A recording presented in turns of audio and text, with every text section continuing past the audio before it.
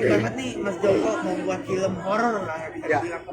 Punya pengalaman sendiri nggak sih terhadap soal pengalaman di luar nalar gitu bisnis? Kalau saya selalu berusaha untuk mencari penjelasan yang logis ya. Jadi bahkan ketika syuting kan ada beberapa kali kita mengalami hal-hal yang kalau orang-orang yang ada di lokasi di syuting baik kru maupun pemain merasa bahwa ini kayaknya kejadian supernatural. Kayak kemarin kita syuting di rumah susun yang memang sudah tidak dihuni selama 15 tahun.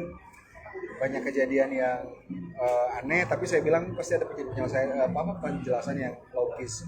Contohnya mungkin Ada satu lantai yang memang tidak boleh didatangin karena katanya tempat sarang makhluk-makhluk halus yang tinggal di situ, di lantai 7 katanya. Tapi saya mencoba untuk ke sana aja. Tapi ketika saya ke sana ternyata ada yang kemasukan. Tapi saya bilang ini kayaknya kekurangan oksigen.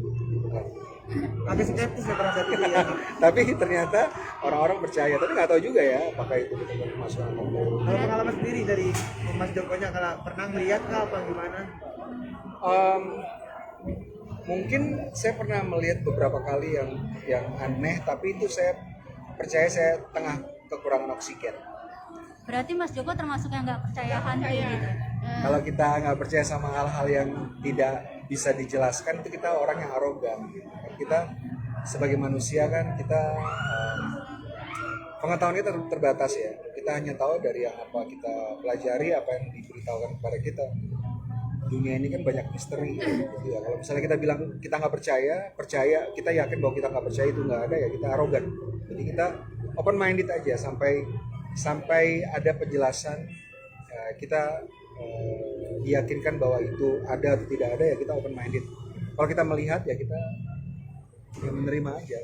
Kalau digangguin yang menerima Ada beberapa kali tapi ya seperti saya bilang saya berusaha untuk mencoba untuk menjelaskan secara logis. seperti apa sih contohnya yang kejadiannya? Misalnya saya pernah menulis skenario, saya merasa saya cuma menulis skenario selama 3 hari. Tapi ternyata saya keluar rumah, teman saya bilang saya udah tidak ketemu mereka selama 2 minggu. Jadi saya membuat skenario itu saya kasih judul Dead Time, waktu yang mati. Misalnya. Berarti ada satu Tapi tempat. mungkin karena saya terlalu asik nulis saya nggak kerasa. Jadi waktu berjalan dengan cepat dan bisa aja. Itu di lokasinya di waktu itu lagi di rumah kan? Di rumah. Kalau tadi tunjukin beberapa hal aneh katanya. Kalau katanya sih bilangnya kurang oksigen kan. Tapi itu bentuknya kayak seperti apa sih? Oh macam-macam. Memang dari kecil saya punya daya imajinasi yang tinggi ya. Bentuknya aneh-aneh dan biasanya yang saya lihat itu saya masukkan ke film-film saya. Misalnya kayak saya pernah bikin film Kala gitu, ada makhluknya. Kemudian saya pernah bikin series untuk HBO Havels. Atau saya pernah bikin series juga folklore. Termasuk yang saya taruh di Pengabdi Setan pertama dan yang kedua itu adalah makhluk-makhluk yang saya taruh di Pengabdi Setan pertama dan kedua ini sekarang ya makhluk-makhluk yang saya lihat ketika saya kekurangan oksigen itu. Berarti nanti makhluknya sendiri berbeda dari yang sebelumnya ya? Ada yang sama. Oh, berarti karakter itu masih muncul lagi. Karakternya cerita dari Pengabdi Setan 2 ini lanjutan dari Pengabdi Setan 1. Ceritanya lanjutan. Mas, tempat yang menurut Mas Joko paling sensasinya tuh merinding atau wah ini nggak beres nih, itu di mana sih pernah syutingnya? Tempat yang pernah ditinggali oleh manusia tapi ditinggal lama. Itu biasanya seperti itu. Itu di daerah mana? Biasanya kalau saya syuting kan mencari tempat ya, mencari lokasi. Kalau misalnya mencari lokasi, biasanya saya bikin film kan biasanya settingnya tuh lama ya, tahun lama lagi. Dan memang saya suka mencari tempat lokasi itu yang di gedung tua. Gedung tua ini kan dulunya pernah ditempati oleh manusia kemudian ditinggal. Itu biasanya yang ada atmosfer yang berbeda. Ketimbang misalnya hutan yang tidak pernah ditinggali oleh manusia, itu biasanya saya nggak pernah merasakan ada apa-apa. Tapi kalau misalnya tempat yang dulunya pernah ditinggali oleh manusia ditinggal, itu kayak ada residunya.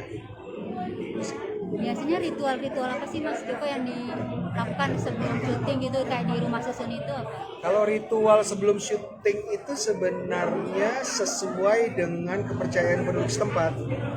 Namanya kita menghormati tradisi setempat. Kita ikuti di tempat itu apa tradisinya, kita ikuti.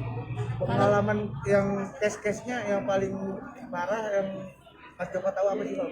Kita pernah syuting Perempuan Tanah Jahanam dulu ada adegan seharusnya 3 orang pemain anak kecil itu udah tidak ada di kamera tapi tetap ada, dan saya suruh pemain anaknya ditarik gitu.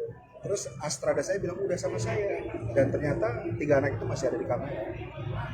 Itu dibiarkan tuh. Apa? Dibiarin Nggak kita apa hapus. Karena mahal kan. Hmm, Ya, saya harus Mas, kesana. satu kali lagi aja, ide wahana ini seperti apa sih? Karena kan selama bikin film Ide horor wahana dari Otelo Asia. Jadi Mbak Sisan bisa ditanya itu, mereka adalah orang yang punya ide-ide brilian membuat wahana. Kemudian Gayung Bersambut, kita juga ingin membuat sesuatu dari pengabdi setan di luar bioskop sehingga kita berkolaborasi.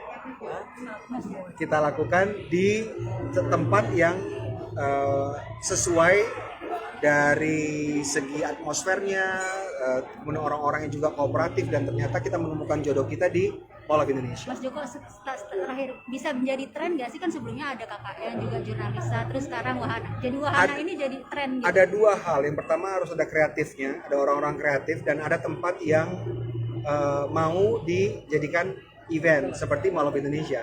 Oke. Terima kasih. Ya, sama-sama. Gambarnya apa yang Oh ya, baik ya. Terima kasih sudah menonton video ini. Jangan lupa subscribe dan aktifkan lonceng notifikasi supaya kamu nggak ketinggalan video terbaru dari Grill.